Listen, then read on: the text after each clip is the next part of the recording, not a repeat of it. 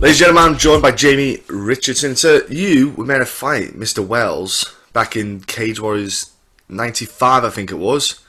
You get your hands on him now. Is it nice when you get that rematch the bout rebooked when that happens? Because it must be frustrating when a bout, obviously I've had it before, when it falls apart. Is it nice that you get to answer that question about someone? Yeah, I mean, I like the way Phil's fight, so real good opportunity to fight him. Well, get to fight him now, because I obviously had to put up through injury last time. Don't know if people know that or not, but yeah, at the end of the day, I'm really excited to get in there with him now. He seems like an exciting fighter. Our match up, I think it's pretty good. The way our styles go together, we're gonna be a good war. And you've had, like you say, some wars with Cage Warriors. It seems they've taken a bit of a shine to you. You're a bit of a fan favourite. Your style of aggressive fighting, you've got some lovely hands. Your kind of combinations are coming together so well. What is it you think about the way you fight? Do you have is it just a particular mindset you have? You just go in, or is this something part of your kind of coaching technique that you guys work on? I think we just go into fight, really. We go in to finish our opponents and just to put a statement out there to everyone else that saying, we come to fight. We don't want to mess about. We don't want to, just fight, really. I don't really know how to put it, but yeah. No, because some guys, they like to get the points on the board, and then obviously if the opportunity arises, some guys are just very aggressive, and they're just like, look, I don't want a 3-round decision. I want to finish it. If I get finished, you get finished. Let's just go. Yeah, we don't really think about points that much as a team anyway, unless say we are in the 3rd round and we don't think we're going to finish someone or something like that, and then we do, but. As a whole, as soon as I go out there, we go to start the fight, just finish it quickly. So let's talk about that Sam Bolt fight. How frustrating was that bout for you? Because that looked frustrating. Like I was frustrated watching it when I was watching. How for you as obviously in there, how was that feeling about you? Like I just want to. Can we just let go? Can we just stand there and just fight for 10 seconds? Let's just be men. That fight was super frustrating. But that means it's just something I've got to work on, and I have been lately. Ever since that fight, I've been working on it. I know Aaron caught me quite early. Aaron's good on the ground, though. That's the thing. Aaron's sneaky on the ground. People don't think about it too much, but he is legit sneaky on that ground. Yeah, I didn't actually realise it until I made a few mistakes. Like one mistake led to another mistake, led to another mistake, which has ended up. Bad way for me, but yeah, he was good. He was good. Yeah, so that was the thing with wrestling. Sometimes as well, I think Chuck Liddell was a good example where he didn't have he wasn't focused on a grappling. He just wanted to get the reaction to bounce up. Like his goal was, as soon as my butt hits that mat, I'm working to get up. I'm not worried about. I'm not going to bother faffing around on the ground. All the other bits, he just wanted to stand. Is this something that you've looked into then yourself, like you say, like just working on ways to just obviously stop getting taken out, but if it does hit the mat, your kind of automatic kind of 1, 2, 3 kind of like sequences to get up and go?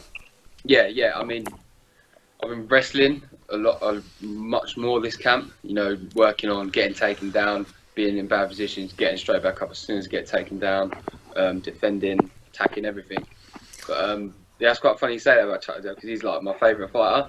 Yeah, nice. Good choice. Man, what do you think about him and Tio, though? What do you think about this one? Come on, what do you think about the trilogy?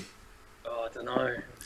He's old, isn't he? He is, and I'm like, I think he's putting it on, Like, when some of the videos you watch, I'm like, there's no way, I know you're 49, mate, but there's no way you're that slow. Like, I remember him being like a sniper. Those shots were just, I'm like, I reckon you're just playing coy. And then as soon as that bell goes, you're going to just ring Tito's head. The good thing about Tito is he's got an enormous head, so it's really hard to miss. That's the thing. That's the only good thing about it. I think Tito has to wrestle. That's the only thing he can do in this. But I don't mind because they're both of that age where they maybe, like you say, I think, was it Ken Shamrock talked about? No, Tito talked about like the Veterans League, so to speak. I kind of sit there and go, I don't mind it too much, but Prime Liddell was just... just something else, wasn't it, to watch? Just, gosh, he makes me smile. He does as a fire. Was it the second fight with Tito or the first? When we had up against the cage? It was like watching a computer game, wasn't it? You know, it was like watching I just like watching, you know, when E Honda in Street Fighter does that thing with his palms. Yeah. It's like a blitz, and you're like, what just happened there? And Tito's like, nah, I'm alright. I don't want none of this, mate. I'm going down. Ah, oh, man, that was just like, and just that raw. Just inspiring, isn't it? You know, it just gets you going. Brilliant. Yeah. I've never been like Tito though. I've never been a good striker like that. I've just, yeah, I'm a grappler, me, but. With the wrestling bit, let's be honest, wrestling is rough. Like, it's a different kind of conditioning. It is, 100%. So how have you found that then, obviously, because with striking, you know, the big part about it is, you know, being relaxed with your striking, let the fluidity go. When you wrestle for a bit, that lactic acid kicks in and everything, all of a sudden you're like, why does it feel like I'm carrying a week's shopping in both hands? Like, it's just rough. Is that something you've worked on, so to speak, like get the wrestling in, hit the pads after, just to make sure you can get those shots out? Oh, yeah, well, I mean, yeah, we have guys hit the pads and then they'll jump on me, wrestle, and then I have to hit the pads again, just so I keep that momentum going, just so I don't go, like you say, sluggish and weak in the hands and, yeah, in the arms. It's heavy. Like, people don't understand wrestling, they won't know, but on pummeling, it just... Yeah, pummeling is just probably just sucks. Even for a warm up, you're like, is that us done for the day? That's a warm up. You're like, oh man, this is not good. It's not a good sign. So have you been doing anything else then? Obviously, past couple of fights, you know, you went on a cracking win streak, and then obviously you got caught with Khalid. Submissions always come out of the blue sometimes and they catch out. Have you done anything in particular though? Have you been looking to, with your coaches, been looking at things to maybe just, not just the wrestling side of things, but maybe yoga or anything outside of it just to try and add to your game? No, not really. I mean, I've been going different places to train with other people, just getting a good variety of training partners in. But I think this fight, you know, just not gonna think as much. No, not gonna try and go for a game plan or anything like that. I'm just gonna go out there and just focus on me and do what I do, just fight. So yeah, I'm not gonna focus on keeping it standing or focus about defending the takedown all the time and stuff like that. I'm just gonna do me. Just go out there, and just not worry about it, not worry about the end decision, not worry about if I win or lose. Just fight. Just react to react to the moment. Yeah. And I was going to say, obviously, if with the fight game, it's not easy. Sometimes on the brain, you're just exhausted. You know, just figure. What do you do then on your downtime? Are you like a Red Dead Redemption kind of guy that's playing this, or do you like to go and paint countrysides, or what is it? What's your thing? Yeah, I'm a little gamer. Have you punched a horse yet? No. Have you not seen it? Have you not seen what happens? No, you can punch a horse. I didn't even know. On Red Dead, you can punch the horse. No, have you got it? Have you got the game? Yeah, I've got right, I'm not going to tell you what happens then, alright? Go to your horse, and ladies and gentlemen, it's a computer game, alright? It's not real, no horse is getting hurt in the making of this. But go in there and punch the horse and see what happens, alright? Okay, just yeah, I'm not going to tell you what happens, babe, but it's worth doing. Of course, I didn't do that because I'm not sadistic. I found this out, what happens. It totally was, I would never do anything like that. So is that like your break away from the game? Just like, from the fight game, just sit down, just have an hour or two, just switch off from the world? Yeah, just chill out, really. Just relax. I don't have to think about anything. I've actually tried a bit of golf recently with my coach. My coach does golf. Yeah, I tried a bit of golf. I'm quite enjoying it. Yeah. I just can't do golf. Tried it. I'm like you. Tried it with a few friends of mine, and they were like, "You get outdoors. It's nice." I'm like, "Yeah, I'm just bored. I'm just." You know, it's not an athlete sport, is it? I was like, nah. But golf, yeah, it's one of them ones as well. I think I've seen a couple of sports like MMA fighters do golf as well. It's like it's like an active recovery because you're just outside walking, just getting the fresh air, just oxygenating, and just you're not killing yourself. You're not trying to be like the PGA Tour or whatever it is.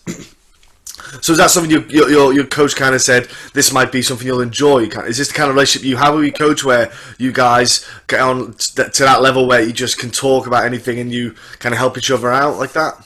Yeah, it takes your mind off something, puts it on something else. Yeah. So it's completely different, which is, yeah, it helps. Yeah, absolutely. No, I agree. You know, sometimes when you sign that dotted line, I've had it myself in the past. You don't think about anything else, and you wear yourself out. You just mentally drain. So when you go to train, you're like, I don't want to do it, man. I just want to go home and I just haven't got it in me. You know, it is a mental battle some days. You know, especially when you're physically exhausted. As you know, you've hit this kind of peak time. You're like, I just want to get over to I just want to get to Sunday now and just get so I can eat. Get to Sunday. Give me pizza. Get it away from me. It's the best time when you can put the weight back on. So, what kind of weight do you walk around at then? Are you cutting much? What kind of weight class? Obviously, so what weight do you cut before the fight? Are you a big cutter? You cutting early in the fight camp, so it's a light cut? What kind of guy are you? I normally walk around between 87 and about 90. Yeah, but I'm fat then. I'm not. Yeah. I'm not one of the guys that is like 88 kilos. And just jacked. Yeah. So, yeah, and then I try and get to... I know roughly what my weight has to be throughout the weeks of the fight camp to get it right. Yeah. Last fight camp, I didn't get it right. And I come in slightly over. Luckily, Kelly'd come in slightly over as well. So I was about that. I was looking at it. I was still doing the scales. I was over, and then Kelly's doing the scales. Oh no! Wait. Oh, we both got the wrong weight class. Oh, no.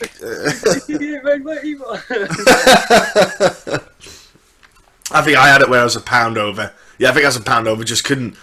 Yeah, just timing. You know, like you say, if the weight cut was like a little bit further ahead in time, I was like, oh, I would have been alright, but it's just the way timings work, doesn't it? It is that much. Like, people sit there and go, is that a pound? I'm like, no, mate, Matt. Well, I could just cut 12, mate, in like 12 hours, so back off, right? It's not like it's not like I just shave an eyebrow off and that's it. Easy, guys.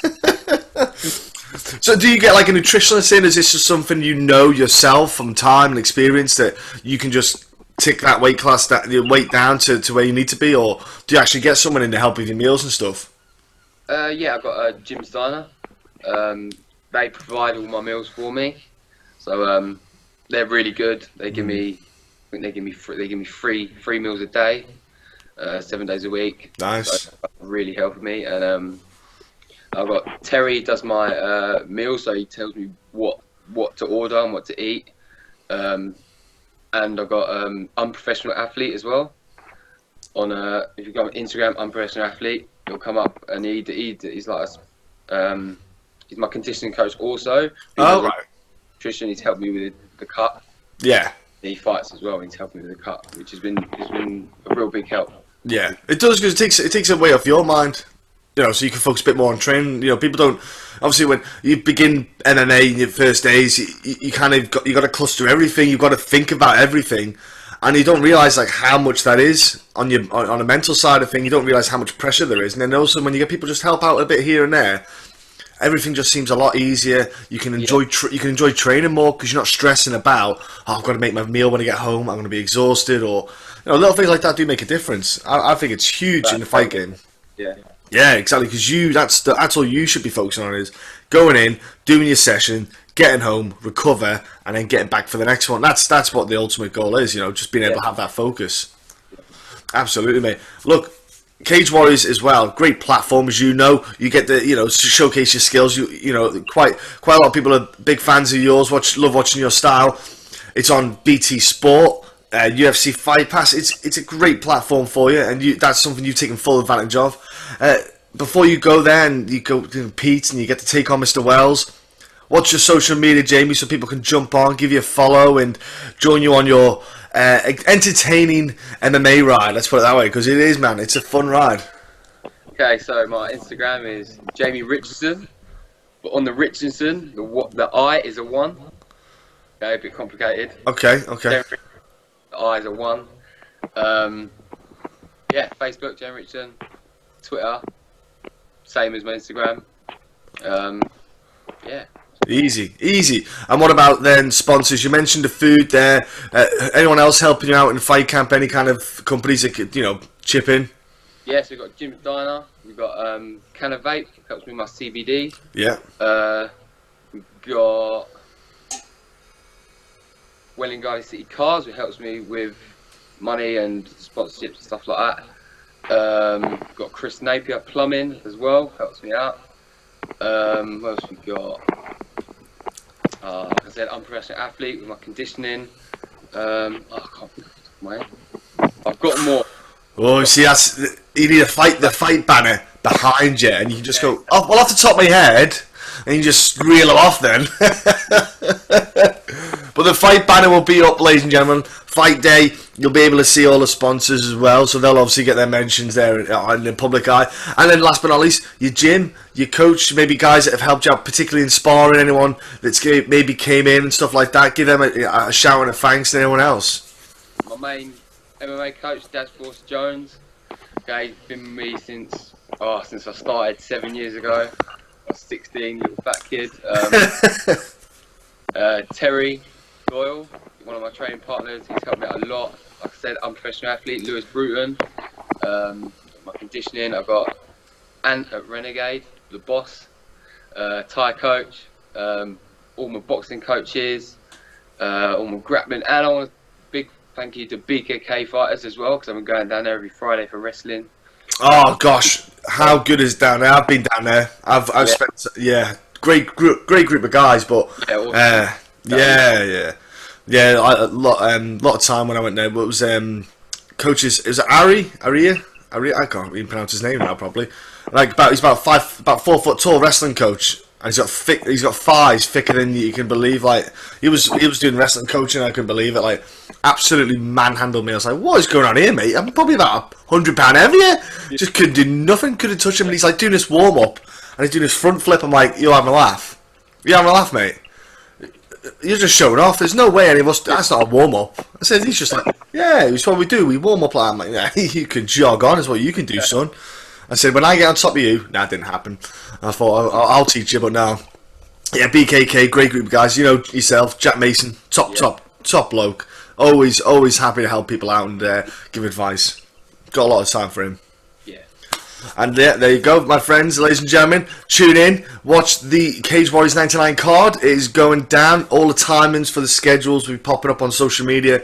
I think they do it on fight day, so you can tune on then. But for now, follow Jamie, follow the Cage Warriors kind of social media handles so you can find out when the fight card schedule and timings go out, and enjoy the festivities that are coming, folks.